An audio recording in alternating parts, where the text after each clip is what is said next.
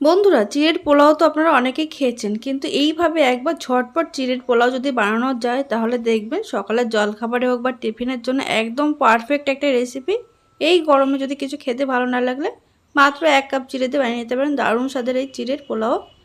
সবার প্রথমে 1 কাপ চিড়ে 2 থেকে 3 বার জল দিয়ে ভালো করে ধুয়ে একটা ছাঁকনির মধ্যে কিন্তু জল ঝরাতে দিতে হবে, তাহলে কিন্তু একদম ঝুরঝুরে হবে। তারপরে 1 চামচ সাদা তেলে আমি 1 মুঠো চিনাবাদাম একটু লাল করে ভেজে তুলে নিয়েছি। তারপরে ওই তেলের মধ্যে 1 টেবিল চামচ ঘি দিয়ে এর মধ্যে সর্ষে কারি পাতা ফোড়ন দেওয়ার পর দিয়েছি একটা মিডিয়াম সাইজের পেঁয়াজ কুচি, তারপরে ছোট ছোট করে কেটে নেওয়া আলু, গাজর, সামান্য ক্যাপসিকাম, এর মধ্যে সামান্য নুন হলুদ দিয়ে সবজিগুলো একটু ভেজে নেওয়ার পর দিয়েছি কিশমিশ, তারপরে দিয়ে দিলাম এর মধ্যে ভেজানো চিড়ে, ভাজা বাদাম, স্বাদ মতো নুন চিনিতে খুব ভালো করে মিশিয়ে লো আঁচে ঢাকা দিয়ে 2 মিনিট রান্না করে নিতে হবে। 2 মিনিট পর একটু নাড়াচাড়া করে নেওয়ার পর সবশেষে অর্ধেকটা পাতিলেবুর রস দিয়ে মিশিয়ে দিলে দারুণ